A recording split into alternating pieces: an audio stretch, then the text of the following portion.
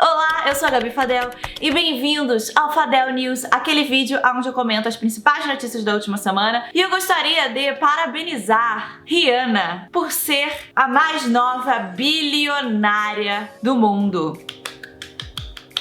Parabéns, Rihanna! Na verdade, assim, ela provavelmente já deve ser bilionária até um tempo, porque a fortuna dela foi avaliada pela Forbes em 1,7 bilhões. Então, assim, né, já tá aí 700 milhões na frente do bilhão, né? Já tá quase 2. Já devia ser bilionária até um tempo e a gente perdeu isso. Tudo bem que vou falar pra vocês que esse negócio da Forbes eu não boto muita fé, porque a gente sabe que a Kylie Jenner deu migué, disse que era bilionária e não era. Falsificaram aí uns documentos pra mandar pra Forbes e a Forbes depois pediu desculpa por isso. Então assim, né, sei lá. Mas enfim, né, Rihanna é a mais nova bilionária. O que isso muda na sua vida, na minha vida, na vida de todo mundo? Chongas, né? Mais gente ficando bilionária. Eu, sinceramente, acho que não deveriam existir bilionários no mundo. Não acho que exista nenhuma justificativa pra existir um bilionário. Você tem noção da diferença que é de dinheiro você ser um milionário? Uma pessoa que tem 1 milhão de reais, de dinheiros, né? De real não, né? Porque no caso a gente tá falando de dólar, mas enfim, 1 milhão. E uma pessoa que tem bi, com B. Sério, faça essa pesquisa no Google. Tem alguns sites que mostram assim as proporções. Quanto de dinheiro você precisa ganhar para se tornar um bilionário. Não tem porquê uma pessoa no mundo ser bilionária. Não tem porquê. Tudo bem que é entre Jeffrey Bezos, né, um homem branco, hétero, rico, americano, e Rihanna, que pelo menos é uma mulher latino-americana negra. Eu prefiro a Rihanna, né? Bilionária. Mas ainda assim, não acho que deveria ter muitos bilionários no mundo, não. Mas é isso, né? Estamos aqui trabalhando. Esse aqui é o meu trabalho, trabalhando pra um dia, quem sabe, me tornar aquilo que mais critico. Rica. Vai que. Vamos continuar, né? Já que a gente tá aqui nesse sistema capitalista, né? Vamos rodar a rodinha do capitalismo e vai que um dia a gente chega lá. As Olimpíadas continuam acontecendo e caiu no gosto da galera o Senhor Incrível, que é um atleta brasileiro chamado Darlan Romani, que faz aquele negócio que eu não sei o nome, devia ter pesquisado antes de gravar agora, né? Aquele negócio que você taca coisa pra longe, assim, sabe? Taca um negócio lá pra longe. Tem que ser bem forte pra tacar bem longe. Vamos ver o nome pra gente dar a informação direito, né? É arremesso o bagulho? É isso mesmo? Acho que é arremesso o nome. Bom, deve ser arremesso, gente, então, né? Sei lá. Enfim, o Darlan, ele ficou em 4º lugar, ele não chegou no pódio, mas ele conquistou o coração da galera, é muito simpático, se parece muito com o Senhor Incrível, né? Do desenho mesmo animado da Disney, parece demais. E ele é um fofo, mandou um beijo lá pra esposa dele. Mas uma coisa que viralizou por causa do Darlan é uma coisa que representa muito a realidade de vários esportistas brasileiros. Ele treinando pras Olimpíadas num terreno baldio que tinha perto da casa dele. Sem nenhuma estrutura. Sim, ele ia lá no terreno e ficava treinando. E o cara ainda assim chegou em 4º lugar. Imagina só como ele não teria ido se ele tivesse o apoio do governo. Se a gente tivesse, de fato, um governo que valoriza esporte, cultura, que dá uma chance para essas pessoas realmente alcançarem o potencial máximo delas. Aí você fica pensando quantas pessoas não têm um talento desperdiçado porque elas não têm a chance, elas não têm estrutura, elas não têm como chegar lá, elas não têm como treinar, elas não têm... E aí, se você compara a estrutura que o Darlan tinha com a estrutura do cara que ficou em 1º lugar, que era o americano, claro. Se você olha aonde o cara, o americano do 1º lugar treinava, a estrutura que ele tinha, e o Darlan, a gente vê como que é diferente, né? Como algumas pessoas simplesmente elas não têm a oportunidade. Então parabéns pro Darlan por ter chegado em 4º lugar, apesar de tudo. E que no futuro a gente tenha os talentos melhores reconhecidos e mais apreciados e incentivados. E olha só, gente, a realidade do Darlan não é uma coisa super incomum, tá? Essa é a realidade de muitos atletas brasileiros.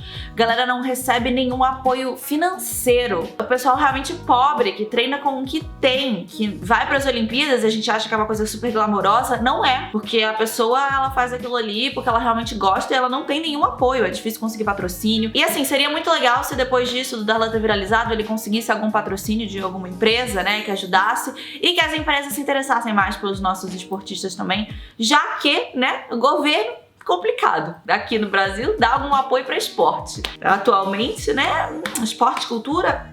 Até ciência está indo pro saco, né? Que a gente sabe que os cientistas aqui no Brasil também não tem muito apoio. Você ser um pesquisador aqui no Brasil é super complicado, ainda mais em tempos atuais, onde as verbas só são cortadas e cortadas. A gente não tem nenhum incentivo para os cientistas aqui também, por isso que a gente tem uma puta fuga de cérebros, que eles chamam, que são as pessoas super inteligentes, pesquisadores, que estão ali fazendo pesquisas super promissoras, vão embora do país porque aqui eles não conseguem apoio para as coisas que eles estão pesquisando. Então é por isso que é super legal quando a gente vê as pessoas dando incentivos pros cientistas. E a Mattel foi uma dessas empresas que fez uma homenagem super legal. Vocês lembram? Lá no ano passado, quando chegou o coronavírus aqui no Brasil, que nós fomos o país que decodificou o genoma do coronavírus que estava aqui mais rápido. Foram 48 horas, 2 dias, pra gente decodificar o genoma, coisa que a maioria dos países geralmente demorava, tipo assim, 15 dias pra fazer. Aqui foram 2. Pois então, a biomédica que ajudou nessa decodificação do genoma, ela se chama Jaqueline Góes de Jesus. Ela foi homenageada pela Mattel e ela teve uma Barbie inspirada nela. A Mattel fez uma linha bem legal com várias Barbies cientistas, são várias cientistas de vários lugares do mundo. E a Jaqueline foi uma dessas cientistas que foi homenageada. Também teve a Sarah Gilbert, que foi uma cientista que liderou a criação da vacina AstraZeneca, que a gente toma por aqui no Brasil. E também tiveram algumas outras cientistas de outros lugares do mundo que foram homenageadas. 6 Barbies, a única brasileira. Inclusive, é a única que não é de um país que foi colonizado pela Inglaterra, ou a própria Inglaterra. Porque tá o Canadá, tá a Austrália, tá o Reino Unido e acabou.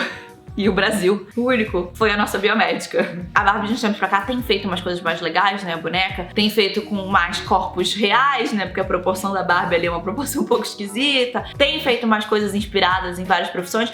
Mas assim, eu gostaria de dizer que o negócio do corpo da Barbie realmente é uma coisa um pouco estranha. Mas a Barbie sempre foi uma boneca que deu muita voz, assim, a várias profissões. Barbie astronauta, Barbie veterinária, sempre teve um Barbie, um monte de coisa. E eles têm ido pra caminhos mais e mais legais, assim, eu sinto. E assim, convenhamos, né, quando a Barbie foi lançada e tinha todas essas Barbies de profissão, isso era uma coisa super revolucionária, sabe? Então eu acho que eles têm ido pra caminhos bem legais, assim. Por mais que a gente critique o negócio da Barbie por causa do corpo, ainda assim a Barbie tem milhões de profissões. Ela divorcia do Ken, ela tem a própria mansão. A Barbie faz o seu futuro. Mas sabe quem agora não pode fazer o seu próprio futuro? Nós, brasileiras da vida real. Se você for casada, fique sabendo que pra colocar um DIU, você precisa da autorização do seu marido. Saiu uma matéria da Folha onde eles investigaram isso, mostrando que vários planos de saúde pediam pro seu marido assinar pra você colocar o DIU. Na matéria da Folha, eles falam que a Unimed de João Monlevade e Divinópolis, em Minas Gerais, e Ourinhos, no interior de São Paulo. Essas Unimed todos pediam a autorização do seu marido pra te colocar o DIU. E olha só, se vocês acham isso um absurdo, experimenta só tentar fazer uma laqueadura, que é aquele procedimento onde você corta as trompas, né, dá um nozinho pra você não ter mais filho mesmo. Os caras não fazem você se você não tiver tido pelo menos 2 filhos, se você não tiver autorização do seu marido. E isso não é só aqui no Brasil não, tá? Porque eu assisti um TikTok de uma moça um tempo atrás, onde ela contava, ela é uma americana, foi fazer uma laqueadura, ela chegou lá sozinha, o médico não fez porque precisava da assinatura do marido dela, ela teve que voltar outro dia com o marido dela acompanhando ela, e ela disse que a assinatura do marido ainda ficava em cima da dela. Realmente como se nós ainda fôssemos propriedade dos nossos maridos, né? Isso é bom pra gente lembrar que há pouquíssimo tempo atrás não é muita coisa não. A gente não podia votar e a gente também não podia ter propriedade no nosso nome, tá? Então é isso, se você for casado e você quiser decidir o que você quer fazer com o seu próprio corpo, você não pode. Me lembrou um pouco o caso da Britney, que teve um DIU colocado contra a vontade dela, porque ela tá naquele sistema de conservadoria, né? E ela queria tirar, porque ela queria ter filhos e ela não podia porque o tutor dela não deixava. E agora a gente tem que falar de uma coisa que é bem séria. Não sei se vocês conhecem a Valquíria Santos, mas ela é uma cantora brasileira e ela gravou um vídeo no Instagram onde ela contava que o filho dela, de 16 anos, tirou a própria vida por conta de um vídeo no TikTok. O filho dela, de 16 anos, postou no TikTok um vídeo com um amigo. No vídeo eles apareciam ali juntos, com alguns filtros no rosto. Tinha uma hora que eles apareciam que iam se beijar, depois eles começavam a rir. O vídeo era bem fofinho, bem carinhoso, só que o vídeo levou uma enxurrada de comentários homofóbicos. E o menino acabou tirando a própria vida por causa disso. A Valquíria, no vídeo postado no Instagram, falou que ela iria lutar contra a internet doente e que ela levaria como missão de vida fazer com que os pais abrissem os olhos pra mostrar pros filhos que a vida é muito mais do que um monte de curtida em rede social. E olha só, eu fui uma pessoa que eu cresci com internet, né? Quando eu tinha 10 anos, eu já tinha meu primeiro blog. Mas ainda assim, é muito diferente a relação que a gente tinha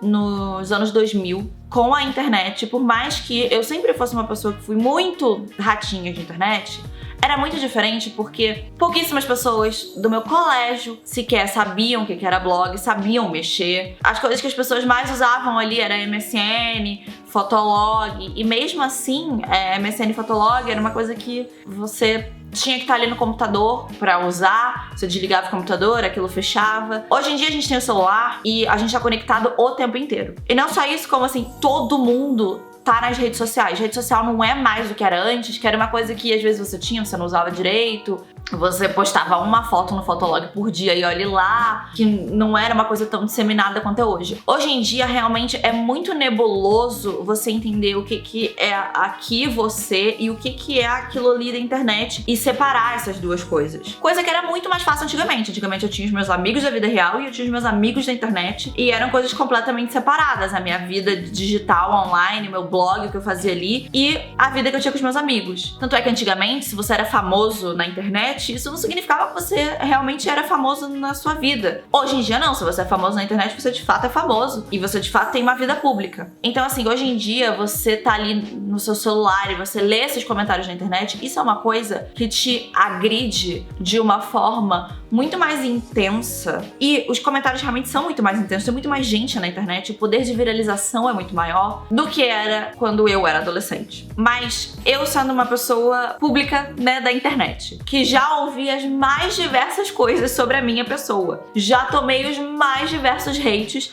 e vou continuar tomando. O que as pessoas falam sobre você diz muito mais sobre elas do que diz sobre você. Você sabendo que você é, você tendo a sua rede de apoio, você tendo os seus amigos, a sua família, é isso que é o que é realmente importante. As pessoas da internet, elas vão falar. Mas o que você tem que saber é que você sabe de você. Aquelas pessoas, elas não sabem. Por mais que elas achem que talvez elas saibam, elas não sabem. E que o que elas estão falando sobre você não importa. Porque não são elas que importam pra sua vida. E você, pessoa que está me vendo, pessoa que está aí na internet e usa a internet e interage com as pessoas, você não sabe o que cada um tá passando. Seja essa pessoa uma pessoa desconhecida, seja essa pessoa uma pessoa famosa, seja essa pessoa uma pessoa próxima de você. A gente nunca sabe o que tá acontecendo na vida da pessoa, a gente nunca sabe como aquilo que a gente vai falar ali na internet, achando que a pessoa não vai ver, ou achando que a gente tem esse direito de falar o que a gente quer, ou se achando na razão de xingar outra pessoa, a gente nunca sabe como aquilo ali vai afetar aquela pessoa. E é por isso que eu falo assim, seja gentil na internet. Se você quer falar alguma coisa pra alguém, fala numa boa. Se você não tem nada de bom pra falar sobre alguém, não fala nada. E dependendo do que for que você tem pra falar pra pessoa, às vezes é melhor a gente só não falar nada. Às vezes, se a gente não tem nada de bom pra falar pra alguém, às vezes é melhor a gente só não falar. E se você tá sofrendo com hate na internet, se isso tá te afetando de alguma forma, lembra que você tem sempre a opção de sair daquela rede social, dar um tempo, de privar o seu perfil, de deletar se for o caso. Você não é obrigado a ficar lendo essas coisas. Você não tem que estar ali lendo essas coisas. Se tá te fazendo mal, não pense duas vezes antes de tirar aquilo ali. A gente precisa se tornar menos escravo de rede social. E olha que eu trabalho com isso. Mas eu venho tentando usar menos e menos Instagram, por exemplo. Porque eu me considero uma pessoa super autoconfiante, com autoestima alta, mas mesmo assim, às vezes eu ficava olhando stories, olhando vídeos de Instagram, e aquilo me fazia mal de qualquer jeito. Então, tá te fazendo mal, não tá sendo uma coisa positiva, você tá sofrendo hate, se retire da situação. Essa é uma coisa que eu aprendi, que eu acho que vale ouro. Tem situações que eu simplesmente não sou obrigada a lidar, eu só vou me retirar daquela situação, e aí eu vou lidar com o que eu tiver que lidar aqui, mas eu só não sou obrigada a ver certas coisas. E agora, pra gente fechar com chave de ouro, a gente tem o nosso queridíssimo presidente do Brasil, que agora está sendo investigado pelo TSE, que é o Tribunal Superior Eleitoral, ou seja, de eleições, guarda essa informação, na CPI das fake news. O TSE abriu essa CPI com unanimidade por conta de umas afirmações que o presidente faz já há algum tempo, mas que ele voltou a fazer muito recentemente. Ele fala isso já há anos, que as eleições de 2018 teriam sido fraudadas. E ele vem usando esse argumento para justificar uma mudança do voto eletrônico pro voto de papel, né, que nem a gente tinha há muito tempo atrás. Ele fala isso porque ele diz que o hacker invadiu o sistema e fraudou as eleições de 2018, o que é uma afirmação um pouco estranha, né, porque ele ganhou as eleições, então você vai dizer que a eleição foi fraudada, mas tu ganhou. Mas enfim, eu entendo porque ele tá fazendo isso, porque ele quer o negócio do voto de papel. E aí a galera ficava dizendo que era mentira, né, porque ele nunca apresentou nenhuma prova sobre isso, e ele já tinha falado isso inúmeras vezes, e ele voltou a falar na semana passada sobre isso também. Então abriram essa CPI pra investigar tudo isso. O que acontece é que ele ficou puto. Disse que estavam chamando ele de mentiroso, né? Fake news. Chama logo de CPI da mentira. Disse que era gravíssimo chamar ele de mentiroso. Apesar dele ser, a gente meio que sabe, né? Que ele já mentiu várias vezes, mas tudo bem. E aí, ele foi no Twitter e publicou alguns documentos que diziam que o hacker, de fato, teria invadido o sistema do Tribunal Eleitoral em 2018. Documentos esses que, sinceramente, não sei se ele deveria ter publicado. Não sei se ele podia publicar. Porque tava lá cheio de sigiloso, bem grande, em vermelho no negócio. Mas publicou o documento, né, do negócio. Só que o que acontece? Nessa época, os próprios hackers tinham falado, se não me engano, com o Tech Tudo, aonde eles disseram que, de fato, eles invadiram o sistema do Tribunal Eleitoral, mas que o que acontece? Eles não conseguiram mexer na urna eletrônica, que é o que ele diz que não é seguro. Ele fala que a eleição pode ser fraudada porque invadiram o sistema, mas a urna eletrônica nunca foi invadida. O hacker, de fato, conseguiu, assim, ver um monte de dados sobre candidatos e eleitores, né, que não é uma coisa que ele deveria ter acesso, ter esses dados, e, de fato, conseguiu entrar ali no sistema e ele conseguiu ver o código-fonte das urnas. Só que você vê o código-fonte das urnas não significa que você consegue fazer nada com a urna. Até porque, código-fonte não é uma coisa que é assim, né? Ai, meu Deus, vi o código-fonte. Se você quiser ver o código-fonte da página do YouTube que você tá agora, nesse exato momento, você pode. Só clicar no botão direito, se você tiver no computador, claro, né? Você clica no botão direito, você coloca ali exibir código-fonte e vai aparecer o código-fonte pra você. Só que você ver esse código-fonte não significa que você consegue fazer nada. Aí você pode até mexer nele e vai mexer na tela. Só que isso não significa que você tá, de fato, mexendo no site. Você não tá conseguindo mexer no servidor, você não tá conseguindo mexer onde as coisas estão guardadas. Você tá mexendo só ali no seu computador. No caso, ele não conseguiria nunca mexer na urna eletrônica, porque a urna eletrônica não é conectada na internet. Não tem Wi-Fi no negócio, não tem nada. É um negócio que tá ali e não se conecta em lugar nenhum, justamente pra não ser fraudável. Você não consegue ter acesso à urna eletrônica, então não tem como fraudar aquilo ali. O código-fonte não significa nada. Mas ele usa isso como argumento pra dizer que as eleições foram fraudadas, que não significa que foram, porque uma coisa é a urna eletrônica, outra coisa é o sistema lá dos caras que eles usam no computador deles. Uma coisa não tem nada a ver com a outra. Foi criado justamente por ser mais seguro, por ser um negócio que não é tão fraudável. Mas o nosso presidente continua insistindo de que a gente precisa voltar pro voto de papel, porque ele disse que é mais seguro. E só ele. Fonte: vozes da minha cabeça. A gente criou um negócio revolucionário e agora querem que a gente volte atrás pra ficar contando o papelzinho por 3 meses igual aos Estados Unidos. Se você gostou do vídeo, não se esquece de curtir, se inscreve no canal caso você não seja inscrito ainda e vire um lindo e mágico unicórnio bem informado, e eu vejo vocês no próximo vídeo. Tchau!